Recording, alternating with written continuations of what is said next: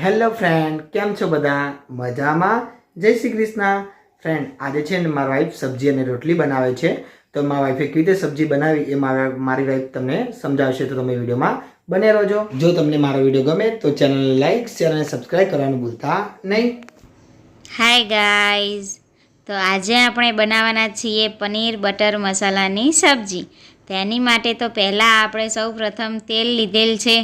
હવે એના આપણે મસાલા જોઈશું. તેના મસાલામાં આપણે લીધું છે સૂકા લાલ મરચાં, તમાલપત્ર, તીખા, લવિંગ, બાદિયું, 2-3 એલાયચી લીધી છે અને તજ લીધેલ છે.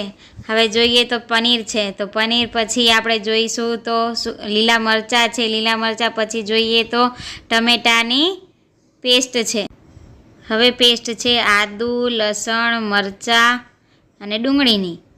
હવે એ પેસ્ટ આપણે તૈયાર કરી લીધેલ છે. હવે આપણે જોઈએ તો પનીરને આપણે અડધા પનીરના કટકા કરેલ છે અને અડધું પનીર છીણીને નાખીશું. આ છે મગતરીના બી અને કાજુની પેસ્ટ, કે જેનાથી એમ કે પનીરની સબ્જીનો સ્વાદ સરસ મજાનો આવે. આ આપણી એમ કે બધી જ વસ્તુ અહીંયા તૈયાર થઈ ગયેલી છે. તમે દેખી શકો છો બધા જ કે અહીંયા આપણે પેસ્ટ પણ તૈયાર કરી લીધેલ છે. તો હવે આપણે સબ્જી માટે તૈયાર છીએ. તો હવે આપણે સબ્જી બનાવીશું. તો સબ્જી માટે તો સૌ પ્રથમ આપણે તેલ લીધેલ છે. તો તેલ થઈ જાય પછી આપણે જીરુંથી આપણે વઘાર કરવાનો છે, એટલે આપણે જીરું નાખેલ છે. આપણું જીરું થઈ ગયું છે એટલે હવે આપણે અંદર થોડીક હિંગ નાખીશું. તો હવે આપણે હિંગ નાખી છે. તો હવે હિંગ નાખ્યા પછી આપણો જે મસાલો હતો એ આપણે મસાલો એમ કે એડ કરશું. તો હવે મસાલો આપણે એડ કરી દીધેલ છે. હવે લીલા મરચાં પણ એમ કે વઘારમાં નાખી દીધેલા છે.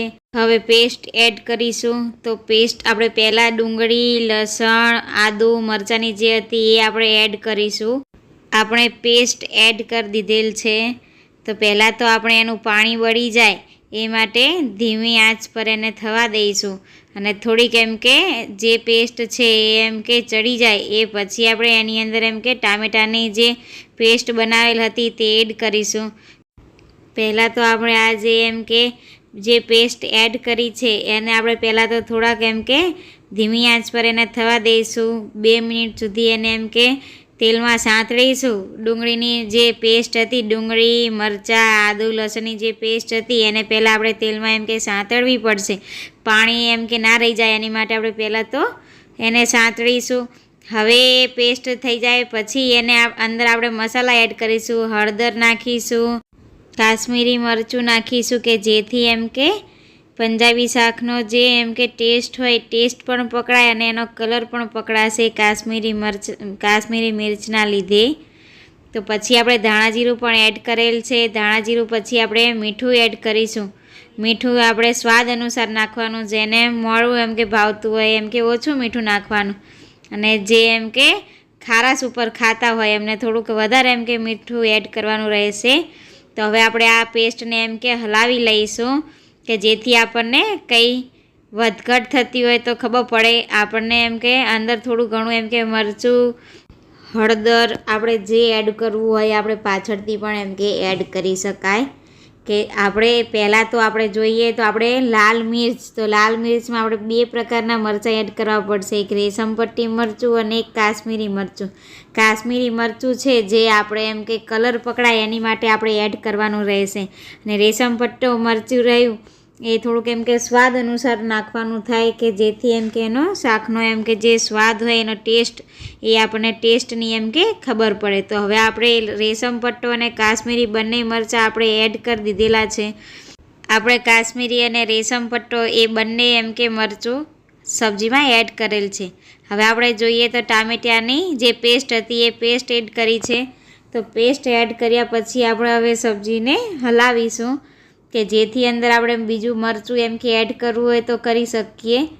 તો હવે આપણે જોઈએ છીએ તો આપણે ધીમી આંચ પર એમ કે સબ્જીને 2-3 મિનિટ જેવું થવા દઈશું, જેથી જે એમ કે ટામેટાની અને ડુંગળીની એની જે પેસ્ટ હતી પેસ્ટ એમ કે સરસ રીતે એમ કે ચડી જાય અને મસાલાને બધું જે મિક્સ થઈ શકે. તો હવે આપણે ધીમા આંચ ઉપર એમ કે એને સબ્જીને થવા દઈશું. આપણે જોઈએ છીએ કે આપણે ધીમો ગેસ કરીએ છીએ. તો મેં એમ કે જે ધીમો ગેસ કર્યો છે, હવે ધીમા ગેસ ઉપર આપણે એમ કે સબ્જીને થવા દીધી. હવે આપણે જોઈએ છીએ આપણે જે ટમેટાની પેસ્ટ નાખેલ હતી એ પેસ્ટ હવે જોઈએ તો આપણે પાણી છૂટતું નથી અને આપણી પેસ્ટ તૈયાર થયેલ છે. તો હવે આપણે એની અંદર કાજુ અને જે મગતરીના બીની જે પેસ્ટ હતી એ પેસ્ટ આપણે એડ કરેલ છે. તો હવે આપણે એ પેસ્ટને એમ કે હલાવીશું. તો હલાવ્યા પછી આપણે જોઈએ છીએ કે કેટલી સરસ મજાની એમ કે પેસ્ટ આપણી પંજાબી સબ્જીની તૈયાર થાય છે. તો પંજાબી સબ્જીની અંદર હવે આપણે બધી જ પેસ્ટ આપણે એડ કરી દીધેલ છે. તો હવે આપણે જોઈ શકીએ છીએ કે બધી જ પેસ્ટ આપણી એડ થઈ ગયેલ છે. હવે આપણે તેને ધીમી આંચ પર એમ કે થવા દઈશું. તો ધીમી આંચ પર આપણે 3-4 મિનિટ જેવું એમ કે થવા દેવું પડશે કે જેથી જે પેસ્ટ હતી મગતરીના બીની અને કાજુની એ પેસ્ટ એમ કે ભળી જાય સબ્જીની અંદર. તો હવે આપણે જોઈએ છીએ કે પરપોટા થાય છે કે જે પાણી છે સબ્જીની અંદર એ એમ કે દાજી ગયેલ છે. તો ધીમે ધીમે એમ કે પાણી દાજે છે અને આપણે 2 અલગ અલગ એમ કે ગરમ મસાલા એડ કરેલ છે.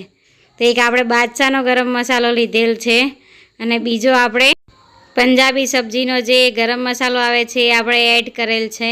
તો હવે આપણે સબ્જીને હલાવીશું અને મિક્સ કરીશું કે જેથી એમ કે આપણું જે પંજાબી શાક જે આપણે બનાવીએ છીએ એમ કે ટેસ્ટફુલ બને.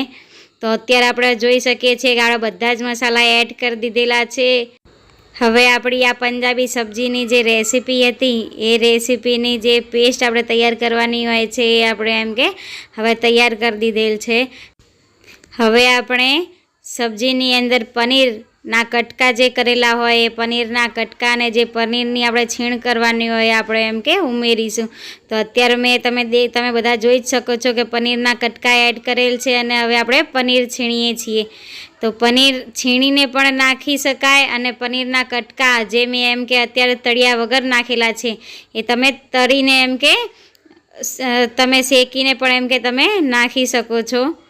તો અત્યારે આપણે પનીર એડ કરી દીધેલ છે અને હવે આપણે જોઈએ તો જે દૂધની મલાઈ હોય એ આપણે દૂધની મલાઈ એમ કે એડ કરીએ છીએ. તો આપણી પાસે એમ કે ફ્રેશ મલાઈ હતી આજની એ આપણે એમ કે એડ કરી છે.